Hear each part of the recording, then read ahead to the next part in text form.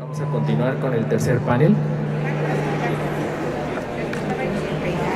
Solicito en la mesa la presencia de la moderadora María de Jesús Rangel, del licenciado Abelardo Cuellar Delgado y de la doctora María Cristina González García. Les quiero nombrar algunas personalidades que nos acompañan el día de hoy. La licenciada Lucila Estela Hernández. Un aplauso, por favor.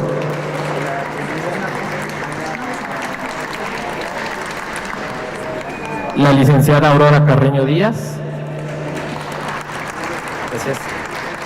El licenciado Sergio Arellano Canales. El licenciado Eduardo Marván Murillo.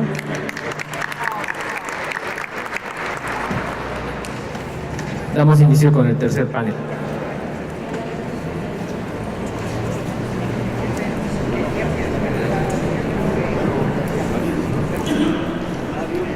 Buenas tardes. Damos inicio a esta tercera sección del panel con la participación de nuestros ponentes, el licenciado Abelardo Cuellar Delgado, que es abogado, notario y actuario egresado de la Facultad de Derecho y Ciencias Sociales de la Benemérita Universidad Autónoma de Puebla, asesor jurídico del Sindicato Unitario de Trabajadores de la Universidad Autónoma de Puebla, miembro de la Comisión Jurídica del Movimiento Democrático Magisterial en el Estado de Puebla, presidente de la cooperativa Oro Verde Bambú y fundador del movimiento social denominado Asamblea Social del Agua. Bienvenido. La doctora María Cristina González García, originaria y residente en Puebla, cursó la carrera de médico cirujano y partero en la Facultad de Medicina de la Universidad Autónoma de Puebla. Realizó la especialidad de Medicina Familiar en la Clínica Hospital 1 del puerto de Veracruz. Trabajó 28 años como médico familiar en Puebla, 31 años como docente en la secundaria oficial Flores Magón del mismo estado, miembro del Consejo Democrático Magisterial Poblano. Actualmente es miembro de la Asociación de Trabajadores Activos, Jubilados y Pensionados 15 de agosto del IMSS de Puebla, fundado hace 4 años y miembro de la comisión coordinadora de la misma.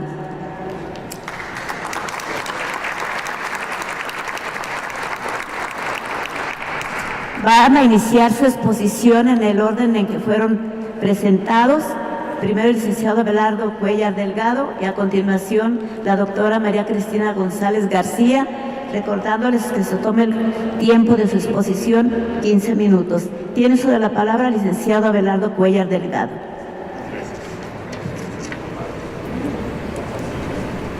Gracias por la invitación, gracias por el esfuerzo que esto representa por parte de las organizaciones convocantes.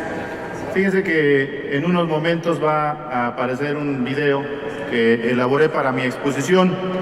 Esto de las perspectivas, como ya lo señalamos en los dos paneles anteriores, lo escuchamos, es muy importante la cuestión histórica.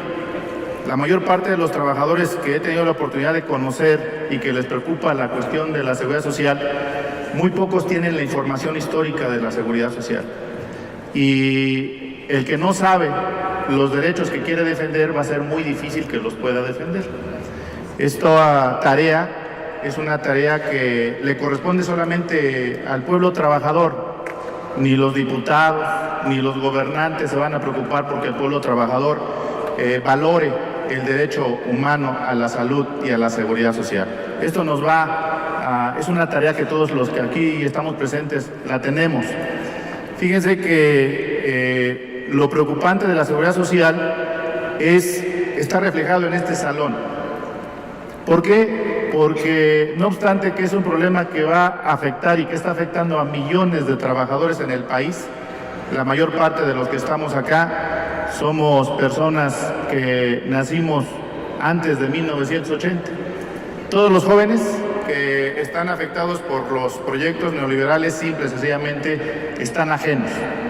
Y ese es un reto que debemos de asumir los que estamos impulsando la defensa de la seguridad social en el país. Este foro, recuerdo hace año y medio, empezamos a platicar con un grupo reducido de trabajadores del Seguro Social que estaban muy molestos porque ya no les estaban regresando parte de los fondos que habían ahorrado. Y ya habían agotado todos los recursos legales. Habían presentado los recursos, las demandas laborales, habían presentado los amparos y decían los compañeros, bueno, ¿y ahora qué podemos hacer? Y en una reunión en donde todos aprendemos de todos, uno de los compañeros dijo, bueno, pues vamos a luchar porque desaparezcan las afores en el país. Imagínense el reto. Y como hace un momento también lo señalaron, esta iniciativa tiene una infinidad de efectos, pero principalmente tenemos que estar conscientes de que el enemigo, el que tiene el dueño de los ahorros de los trabajadores, es muy grande, es un monstruo de las 1000 cabezas. Si nosotros pensamos que con el simple hecho de elaborar una iniciativa y traerla a este recinto legislativo es una de las tareas que tenemos, esa sería parte de la tarea. La otra parte muy importante, muy fundamental, es el hecho de poder incrementar el número de personas conscientes, que estén conscientes de la trayectoria de la privatización de la seguridad social en nuestro país, que nos la platicaron hace un momento, que estén conscientes de la cuestión teórica que en las mesas de discusión se están dando entre las visiones neoliberales que dicen que la privatización, que las afores es algo conveniente para nuestro país, y aquellos que estamos rechazando ese modelo privatizador. Debemos de estar conscientes de las experiencias que también nos comentaron. Escucho la propuesta de la pensión universal y me llega a mi mente la recomendación del Banco Mundial que pide que la mayor parte de la población en nuestro país tenga garantizado por lo menos una pensión de un salario mínimo. Y cuando me llega la recomendación del Banco Mundial y platico con muchos trabajadores, yo me he dedicado la mayor parte de mi vida a asesorar trabajadores, y les pregunto qué saben del Banco Mundial en nuestro país y su influencia en la vida diaria, muy pocos tienen esa información. Y si les preguntamos a los jóvenes, menos. Entonces, ese es el talón de Aquiles que nosotros tenemos frente a esta iniciativa trascendente en la historia del país. Esta iniciativa va a generar debate, sí. ¿Van a existir infinidad de este tipo de foros? Sí, ya se han dado. Ya los compañeros de Puebla y de distintas partes del país se han venido conociendo, han venido generando identidad, han venido coincidiendo en la propuesta para enfrentar la privatización de la seguridad. Ahora ustedes dirán, bueno, pues ya está la iniciativa, ya tenemos el formato de firmas, ¿qué más podríamos hacer? Pues al momento en que alguien estampa una firma, se tendría que volver promotor y defensor de la seguridad social. Y volverse promotor y defensor de la seguridad social, vuelvo a insistir, es conocer la historia de la misma, es conocer la situación que en estos momentos vive la seguridad social, no solamente en nuestro país en lo general, sino hasta en nuestros estados. Por lo menos en Puebla, la institución que da servicios de seguridad social a los trabajadores al servicio del Estado hace que los trabajadores que ya cumplieron el derecho a pensionarse tengan que esperar entre 3 o 4 años para poder pensionarse, para poder recibir ese derecho que está plasmado en la ley. Antes, mientras los gobiernos neoliberales no controlaban este país, los trabajadores tenían que hacer una cuestión de trámite en ventanilla para el efecto de que se les reconociera este derecho. Hoy los compañeros hacen ese trámite en ventanilla, encuentran el rechazo, no encuentran una dirección sindical fuerte, no encuentran a trabajadores solidarios, no encuentran una comunidad consciente de la situación que están viviendo. Y prácticamente viven aislados en esa frustración permanente de que no se puede frente a estas instituciones. Y si la iniciativa que dentro de unos meses o quizá algunos años la ciudadanía presente ante este Congreso no viene acompañada de un gran movimiento social, compañeras y compañeros. Simple y sencillamente vamos a tener distintos salones para el efecto de que ustedes sean escuchados, para el efecto de leer y analizar su iniciativa ciudadana, pero los legisladores no van a poder ser presionados para el efecto de que esa iniciativa salga adelante. Efectivamente, el 1 de julio viene un cambio, pero ese cambio no va a venir de la noche a la mañana si no hay organización de los trabajadores. Si ustedes me dicen en estos momentos algún sindicato de las instituciones de seguridad social que tenga una posición de avanzada, que tenga una posición de alternativa, pues me gustaría saber en dónde se encuentra. Generalmente son organizaciones que se van conformando con compañeras y con compañeros que topan con algún problema de alguna institución de seguridad, se empiezan a reunir, empiezan a ver la necesidad de movilizarse y empiezan a generar conciencia. Y ese proceso de generar conciencia desde el momento en que el trabajador se topa con una pared burocrática hasta el momento en que empieza a participar es una brecha muy lenta, no es tan rápida. Y esto nos debe de traer a la memoria, compañeras y compañeros, que este movimiento tendría que tener una escuela permanente de formación sobre la importancia de la seguridad social. Y para defender la seguridad social tenemos que tener una posición ideológica. No podemos defender un proyecto de los trabajadores y para los trabajadores sin una posición ideológica. Tenemos que combatir a los neoliberales. Estos foros son necesarios para combatir a los neoliberales que en el PRI y el PAN van a llegar acá a defender los intereses de las AFORES. Pero también tenemos que tener voceros entre nosotros mismos para el efecto de que cuando se organice un plantón, para cuando se organice una movilización en alguna plaza pública, en algún centro de trabajo, no dependamos de los mismos y de las mismas para el efecto de que lleguen a explicar la situación de la seguridad social en el país. Porque es otro de los fenómenos. Nos preocupa la cuestión de la seguridad social, nos ocupa la cuestión de la seguridad social, pero tenemos el miedo al hablar. No hemos roto ese círculo y simple y sencillamente decimos, bueno, ¿saben qué? Él es el que sabe sobre la cuestión de la seguridad social, ella es la que sabe sobre la cuestión de la seguridad social, tiene una buena tesis al respecto, pues vamos a invitar y empezamos a depender muchas veces de compañeros y compañeras que manejan estos temas tan importantes de la seguridad social. Cuando todos y cada uno de los que estamos aquí presentes tendríamos que abanderar la defensa de la seguridad social desde la familia. Ustedes deberían de llegar el día de hoy a sus casas y preguntar en la familia cuántos están conscientes de la seguridad social que se vive tan solo en la familia. Se habla mucho del empleo precario. ¿Qué hemos hecho para aquellos que no tienen seguridad social? Simple y sencillamente sabemos en estadísticas o a través de los medios de comunicación que más de 50 millones de mexicanos no tienen seguridad social, pero no hemos hecho nada como clase trabajadora. También tenemos que preguntar con los vecinos, ¿qué les preocupa sobre la seguridad social? ¿Cuál es la atención que reciben en estos momentos en los hospitales públicos? ¿Por qué es el origen de esta atención, de esta descapitalización de los hospitales públicos? ¿Por qué con la reforma se vendió en los medios de comunicación la idea de que iba a haber más médicos, más enfermeras, más medicamentos y en los hechos es todo lo contrario? Ese tipo de reflexión la tendríamos que estar desarrollando todos los días para defender un derecho humano. Un derecho humano que hoy nos duele, que hoy nos preocupa, pero que no hemos pasado todavía a ese proceso organizativo y de masificación y de multiplicación para poder lograr que esta iniciativa prospere y genere debate en distintos medios de comunicación, en distintos foros. También tenemos que platicar con nuestros propios amigos y compañeros, con nuestros compañeros de trabajo. Los compañeros de trabajo, estoy plenamente convencido por lo que me han comentado diversos trabajadores, llega uno a desarrollar una campaña informativa en alguna delegación, en algún hospital, en alguna clínica, llega uno con el volante para el efecto de que los compañeros se enteren sobre la situación de riesgo que están viviendo en la seguridad social. Muchos compañeros agarran el papel, lo doblan, lo guardan y ni siquiera lo leen. Ese tipo de situaciones lo tenemos que romper a través de círculos de lectura.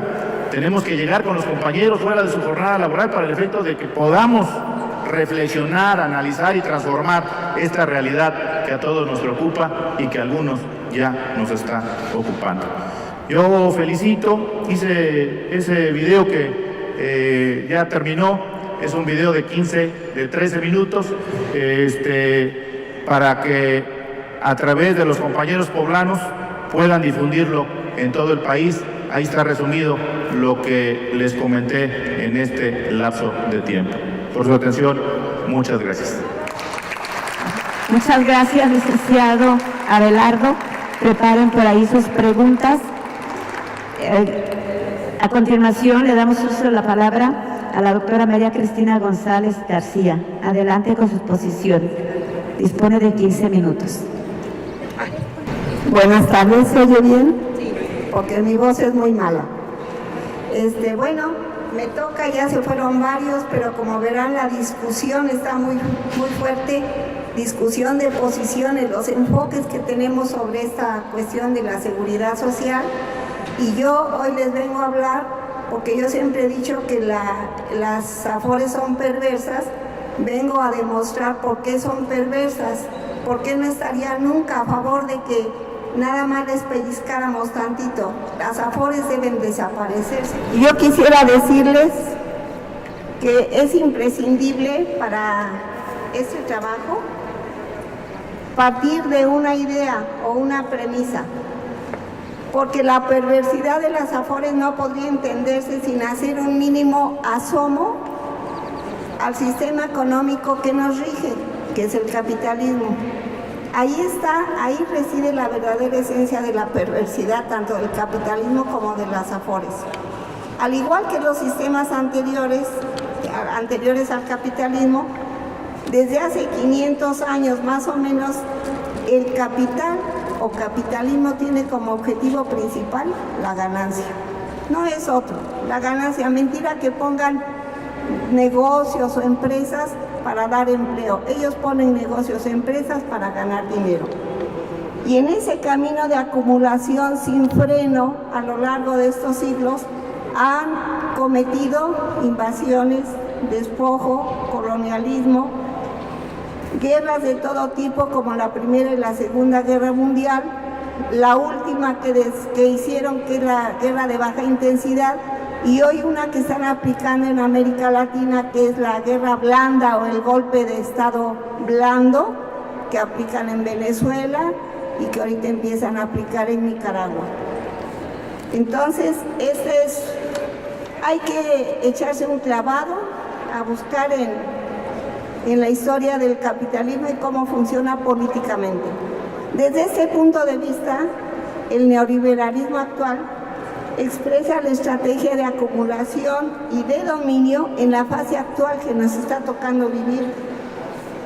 Es a partir más o menos del siglo pasado, en los años 80, y bueno, ya tenemos algunas décadas viviendo esa situación capitalista. Como todos sabemos, las crisis capitalistas que son inherentes al capitalismo, siempre se habla de crisis, pero nunca desaparecen porque van implícitas en la esencia misma del capitalismo. ¿Y cómo las resuelven? Dice, estamos en crisis, y las resuelven echando el problema sobre la espalda de los trabajadores. Entonces, lo resuelven a expensas de extraer más recursos de los bolsillos de los trabajadores, despojando a los pueblos y depredando más los recursos naturales. Y si no, echen un ojito a los proyectos de muerte en el país. Yo quisiera mencionar algunos ideólogos, porque es importante conocer ideólogos del neoliberalismo. Uno de ellos fue el señor ya del siglo pasado, Friedrich Augusto von Hayek. Fue uno de los fundadores de este nuevo enfoque del capitalismo que llamamos neoliberalismo. Y el otro es muy conocido, el señor Milton Friedman. Son dos de los ideólogos principales de lo que conocemos y sufrimos como neoliberalismo. Economistas ambos, estos dos señores, plantearon cómo debía modificarse la economía a favor de los capitalistas y propusieron, sobre todo Milton Friedman, estos puntos.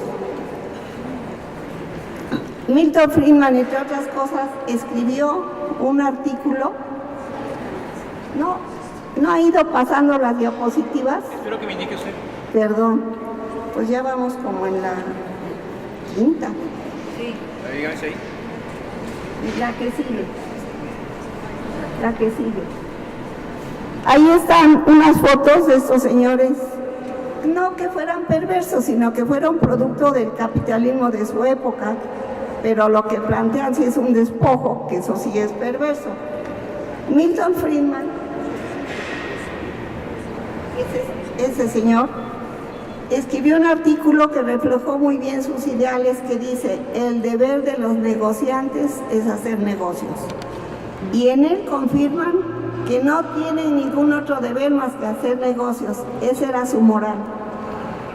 Y entonces las ideas de estas dos personas, de Milton Friedman y de von Hayek, fueron recibidas pues con mucho gusto por todos los negociantes capitalistas de la época, multimillonarios, y todas esas tesis y esas ideas recogidas empezaron a manejarse, a hablar del adelgazamiento del Estado. No sé si han oído ese término. Entonces, ¿qué cosa es el adelgazamiento del Estado? Yo creo que aquí se pasó un... Ajá. Las ideas de estos señores, ¿cuáles eran? Reducir los impuestos al mínimo para los empresarios, reducir los servicios sociales que el Estado venía dando a la población más desprotegida, como escuelas, hospitales y vivienda, reducirlo, abrir campos al capital en todos los lugares donde se pudiera, privatizando lo que era público y social y o comunitario, eliminar las leyes y normas que obstaculicen que el capital se mueva e invierta y tenga el peligro de que lo corran. Hay que cambiar la legislación para eso. Entonces, todas esas ideas son de ese señor que está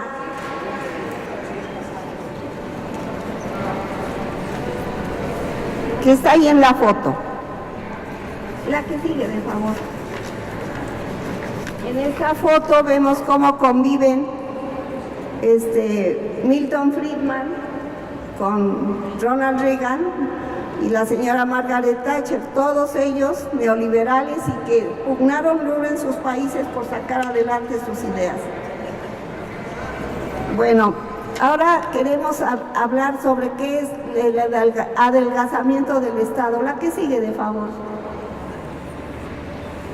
El concepto de adelgazamiento del Estado es, como ya dijimos, deshacerse de empresas públicas, de beneficio público. Y en ese sentido, quitar algunas conquistas que no solo en México, sino en varios países, de bienestar social que había sido adoptado de otro pensador que era Keynes, que decía: no, mira, si quieres resolver la crisis económica, pon a hacer hoyos a los trabajadores, pero hoyos para que los tapen después, pero les pagas por eso y entonces van a tener dinero para reactivar la economía. Ese es el keynesismo. Pero estos señores vienen en contra de eso. No, porque les vamos a quitar lo poquito que se pueda para seguir acumulando ganancia. Milton Friedman, que ya desapareció de ahí, hizo escuela. Él estaba en Chicago, en la escuela de Harvard, hizo escuela ahí y formó a los Chicago Boys, a los muchachos de Chicago, a donde acudieron los hijos de los políticos latinoamericanos y de otros lugares del mundo. Pero no solo en Chicago, también en las universidades del mismo Estados Unidos, como la de Yale, y en otros países como en Inglaterra, y en Inglaterra sobre todo. Entonces, todo esos neoliberales que se fueron formando ahí, fueron extendiendo esta ideología en Harvard y en otros países. En estas universidades extranjeras se han formado los gabinetes económicos y políticos de las últimas décadas. sobre todo en nuestro país, son parte de la llamada revolución conservadora y representan a la derecha del mundo. Ahí en la foto están Milton Friedman, Pinochet, que le dio luz verde para hacer todos sus proyectos, y abajo está nuestro ilustre Ernesto Zedillo, que ahorita recordaremos sus fechorías. Entre la gente que pasó por la escuela de Chicago, hubo uno relevante, bueno, varios, pero este señor, José Manuel Piñera Echenique. La que sigue, por favor. Ese señor Piñera pasó por la Universidad de Chicago, es un economista chileno conocido por su rol que jugó en las políticas neoliberales durante el régimen de Pinochet. En ese régimen de Pinochet él fue ministro del Estado en las carteras de Trabajo y Previsión Social y Minería. Él fue el autor de la reprivatización del cobre en Chile, que Allende había expropiado y nacionalizado. Pinochet llegó a través de Piñera, dijo, el cobre regresa a los dueños, a manos privadas. Entonces, el 4 de noviembre de 1980, Piñera introdujo la reforma de las pensiones. Fue un pionero en ese sentido, en la modificación del sistema de pensiones que ya existía de reparto. En 1980, y esa reforma permitió a los trabajadores optar entre el sistema de pensiones administrado por el Estado o invertir el impuesto del 10% sobre las remuneraciones en una cuenta personal que manejaban los privados. Los trabajadores que recién habían iniciado su vida laboral quedaban automáticamente, como aquí, adscritos al nuevo sistema ya privado de pensiones.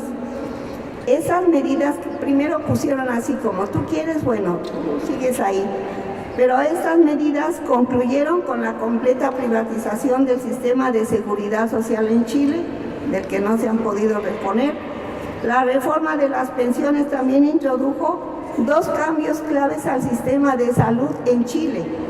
Privatizó completamente el sistema del seguro de incapacidad laboral, que vienen siendo las... Doctora, le quedan 3 minutos, por favor. 3 minutos, no, bueno. Continúe. Sí.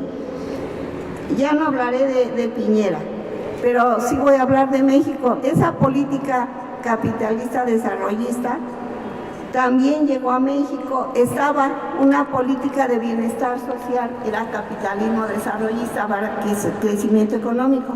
Pero eso fue empezado a cambiar por Miguel de la Madrid, ustedes ya recordarán.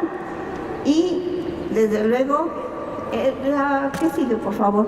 El señor Carlos Salinas, de negra memoria, y uno que nosotros debemos recordar con mucha anticipación es al famoso Zedillo, porque gracias a esas reformas que ellos empezaron a implementar, fueron para dar nuestros recursos y hacer las reformas necesarias independientemente de qué partido llegaran. Eso sí les quiero decir. La siguiente, por favor. Entonces, Carlos Salinas nos llevó a la OCDE, recordarán de dónde nos salimos, y en eso Zedillo Ponce de León, a pesar de que fue hijo de un obrero, fue el que vendió nuestro sistema ferrocarrilero a la Union Pacific y fue el que promovió la reforma al Seguro Social en 1995, con el pretexto de que había que... Ya que sigue, de favor. Con el pretexto de que se necesitaba ahorro interno. Entonces, con esa propuesta que Ernesto Zedillo hizo, no fue la única. Sí es importante decir que él hizo propuestas de poner candados legales para que esas reformas no fueran reversibles. Todo lo que aquí estamos oyendo, que cómo le hacemos, que venimos gracias a él, al hacer de estas personas de las que estamos hablando, de la Madrid, Zedillo y Salinas. Entonces, es importante entender que este señor Zedillo dejó muchos candados legales para las reformas. incluyendo a la reforma a la Suprema Corte, que llamamos de injusticia, que es el mejor garante que tienen ahorita cuando nosotros hacemos demandas y amparos. Ahí está la Suprema Corte para pararlos. Entonces, esa es la verdadera perversidad del capitalismo, del neoliberalismo, que da título a esas reflexiones. Entonces, por eso yo digo que las AFORES también son hijas perversas del sistema. Entonces, la que sigue. Nuestra propuesta en este momento es llevar una iniciativa ciudadana a las cámaras legislativas para las reformas correspondientes de las leyes del Seguro Social e ISSSTE para volver al sistema de reparto y solidaridad. Abrogar la ley del SAR, desde luego, pero en este camino, luchando desde abajo, nos uniremos con todos aquellos grupos que estén dando batallas genuinas contra este monstruo, no importa cuán grande se vea. Espero que acepten este ejemplo que nos puso un campesino un día, que dijo: cada uno de nosotros aislados somos un simple popote que fácilmente se dobla. Si nos unimos y amarramos, seremos una fuerte escobeta que no podrán doblar. Estamos en la lucha, y así como ellos se llevaron y hoy tienen 3,5 billones de pesos, ese dinero debe regresar al país. Gracias. Muchas gracias por compartirnos estas importantes e interesantes reflexiones al licenciado Abelardo Cuéllar Delgado y a la doctora María Cristina González García. A continuación, pasamos a la sesión de las preguntas y respuestas, cuya mecánica va a ser que los ponentes, cada una, les hemos entregado ya las preguntas que han llegado a la mesa y se siguen recibiendo. Empezamos con el licenciado Abelardo Cuéllar Delgado para que conteste las preguntas que le han presentado. Sí, 15 minutos. Ojalá mientras mi intervención pueda correr el video, de favor.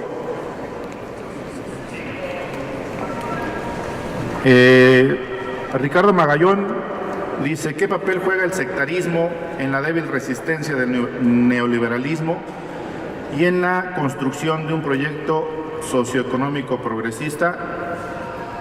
Bueno,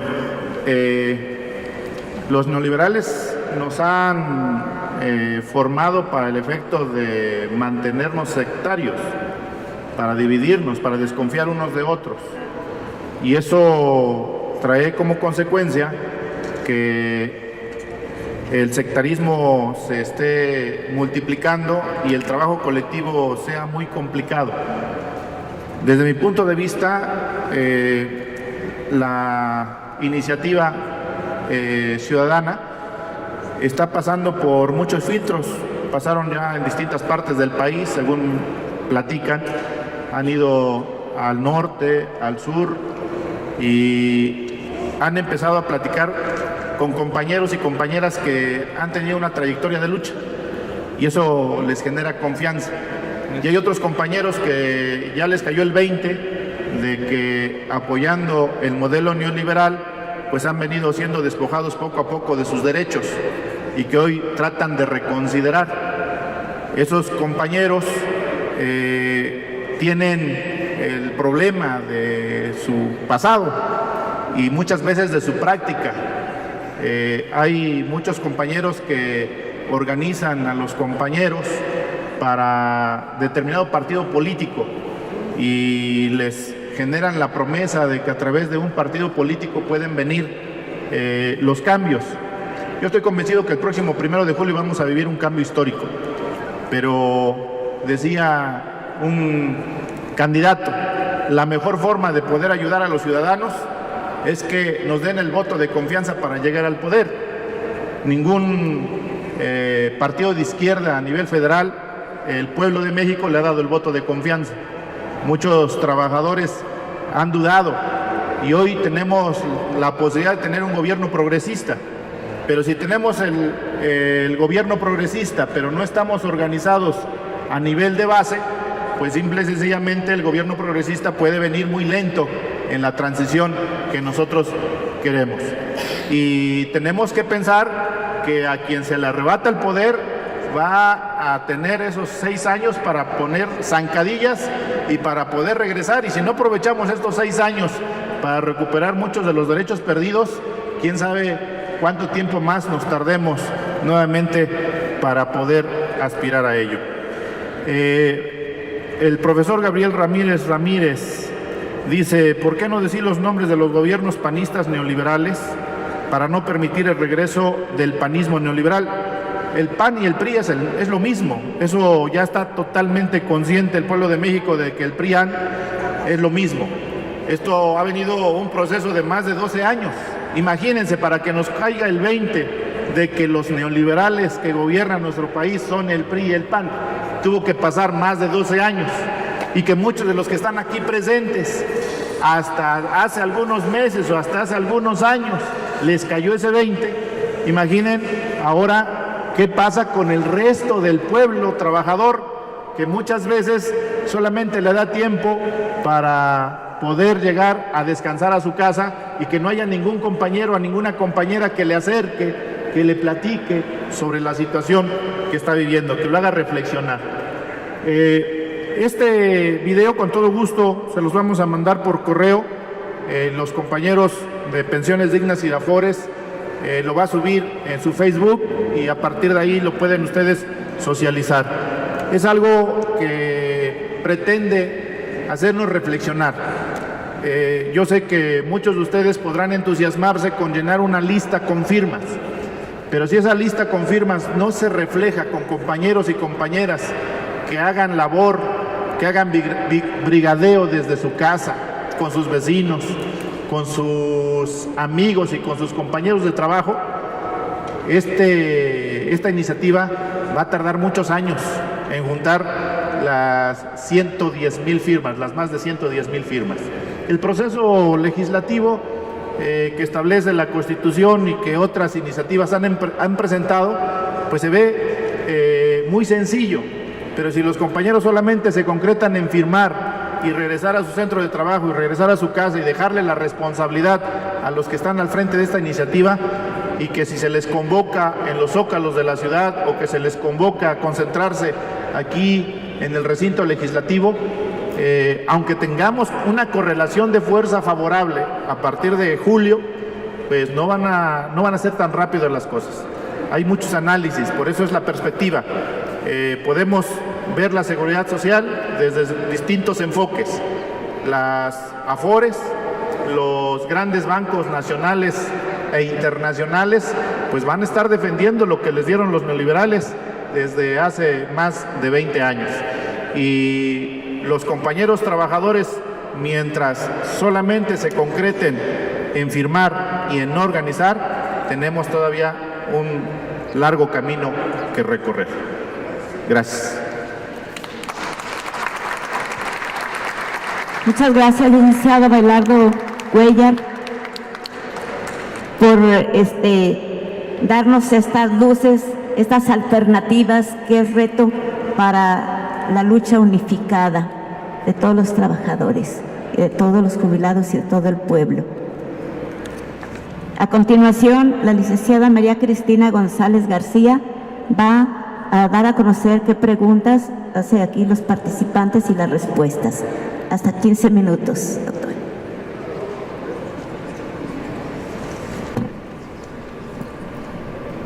Yo tengo aquí dos preguntas. Una que dice: ¿cuáles son los mecanismos para salir de las políticas neoliberales? Pregunta el señor Héctor Pérez Anaya. Pues así, a grosso modo, es otra forma de organización social, desmontar la que está y otra forma de organización social, no hay otra. Pero para eso, otra forma de organizar la economía, otra forma de organizar nuestras convivencias y los beneficios. Para eso se necesita mucho trabajo, mucha organización, lo que decía el abogado, más allá de la gran fecha que es el 1 de julio para muchos de ustedes. Necesitamos seguir trabajando y seguir difundiendo las ideas, porque la propia gente del pueblo justifica lo que nos hacen. No, pues es que el gobierno ya no puede pagar, todo papá gobierno. De verdad necesitamos trabajar muchísimo sobre eso, y eso más allá de quien gane. Si gana Morena, pues qué bueno, porque tal vez facilite el camino para caminar más rápido en la organización, y si no, tendremos que seguirlo haciendo. No hay otra manera. Todos los que tienen el poder y el dinero no lo sueltan a la buena. Es lo que yo podría decir. Y del otro, ¿por qué el pensionista retiene un porcentaje del ahorro acumulado por el trabajador en vida y al fallecer es retenido a sus beneficiarios? Por ladrones, no tiene otro nombre. Todas las AFORES están jineteando toda la vida laboral de los trabajadores, y cuando ya requiere que se entreguen, los retienen. Si se muere el trabajador, con mayor razón harán dar 10,000 vueltas a los familiares.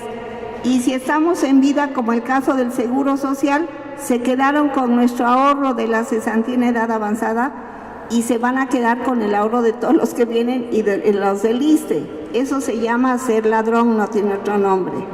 Eso es la respuesta que yo le podría dar al profesor Marcos Carranza Rodríguez, de las dos que me dieron.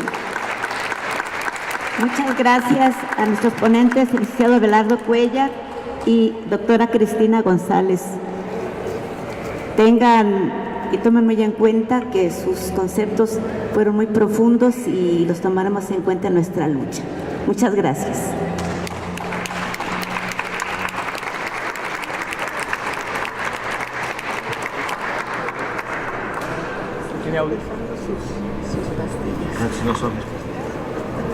El licenciado Guillermo Jiménez les hará entrega de los reconocimientos. ¿Sigue usted, señor? Muy duro. 30. ¿Es una presentación? Sí. Muchas gracias al licenciado Abelardo Cuellar Delgado por su participación.